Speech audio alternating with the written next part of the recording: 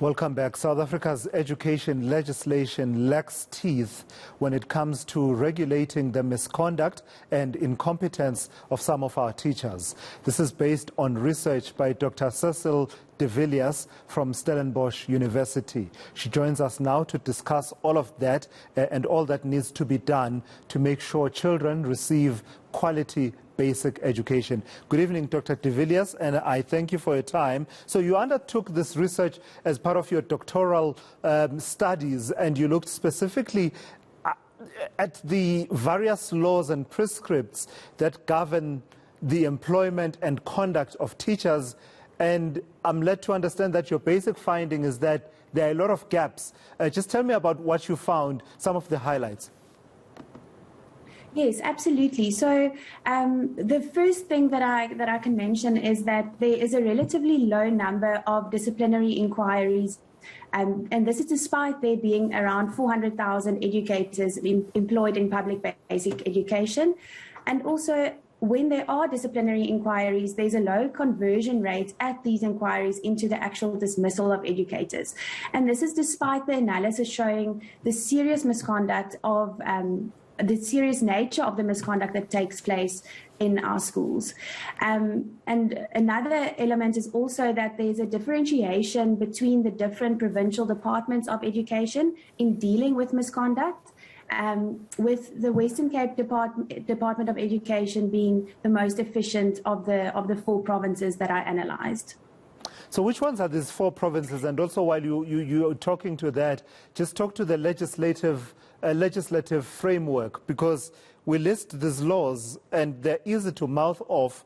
Employment of Educators Act, there's the South African Council of Educators Act and the South African Schools Act. In addition, there's also the Constitution and its various provisions, but it would seem all of these are not enough to basically filter out misconduct and bad behavior by teachers. Yes. So just to get to your first question, the four provinces that I analysed was the Limpopo province, Free State, Eastern Cape, and then the Western Cape. And then, as you mentioned, those are the various legislations applicable to the education sector, but more specifically, my research focused on the legislative regulation of educator performance. So the Employment of Educators Act is the piece of legislation that regulates the employment of educators employed in public basic education. And it is seen that in this piece of legislation specifically, because the legislation does not align well with the South African Council for Educators Act as well as the South African Schools Act, as a result of this, it leads to fragmentation in the legislative regulation of educator performance. And another aspect of this is also that educators appointed by school governing bodies do not fall within the ambit of the Employment of Educators Act, but do work in public schools in South Africa. And this is just one example of the fragmentation in the legislation, where these educators fall outside of the scope and are therefore regulated by normal general labor laws such as the Labor Relations Act, whereas public departmental educators are regulated by the Employment of Educators Act. But even with the Employment of Educators Act, the provisions listed in the Act are not enough to address misconduct and incapacity in the sector.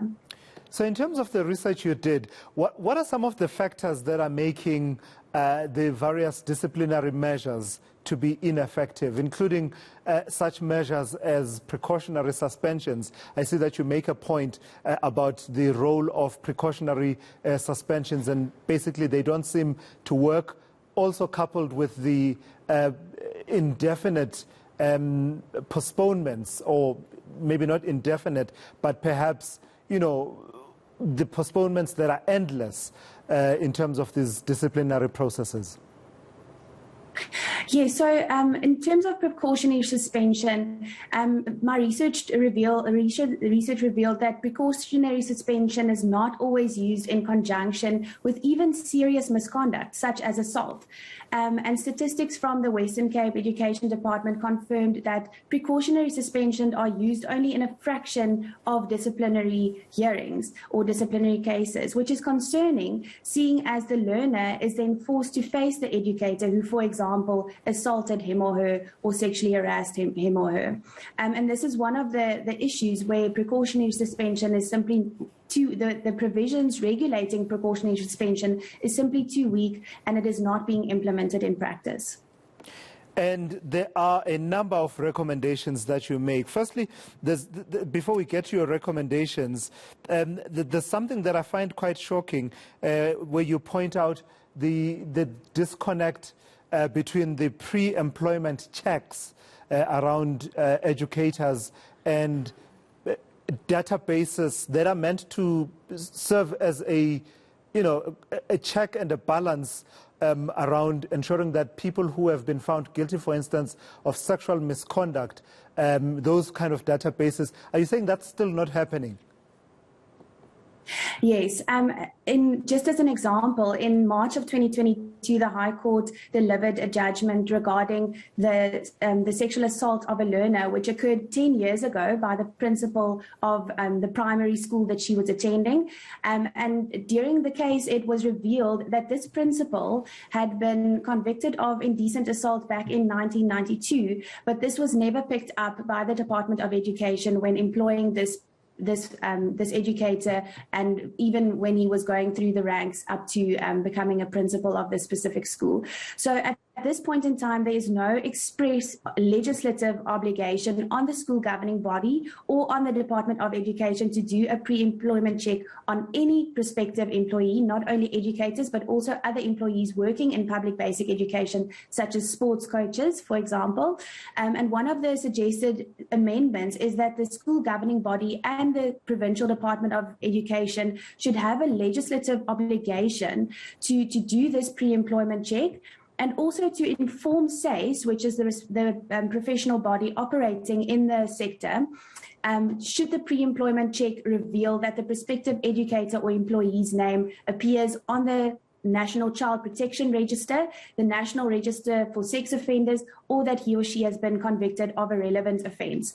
At this point in time, there is no legislative obligation on the school governing body or on the Provincial Department of Education to do a pre-employment check that covers all three of these bases: the Child Protection Register, the Sex Offenders, the Register for Sex Offenders, or then the police clearance. Yeah. SACE does require a police clearance, but unfortunately, this is not enough to ensure that educators or prospective educators who have been found unfit to work with children are kept out of the public basic education system. Dr. Cecile de Villiers, I've got to thank you for your time. It's concerning where there seem to be obvious gaps in legislation, and the fix seems to be within grasp and the interest of society in ensuring that we protect children, for example, is obvious, but it doesn't seem that we are making that reach for those solutions. And thank you for the work that you've done, as well as the recommendations there. Dr. Cecile de Villiers from Stellenbosch University with some interesting research around the conduct of some educators in our schooling system.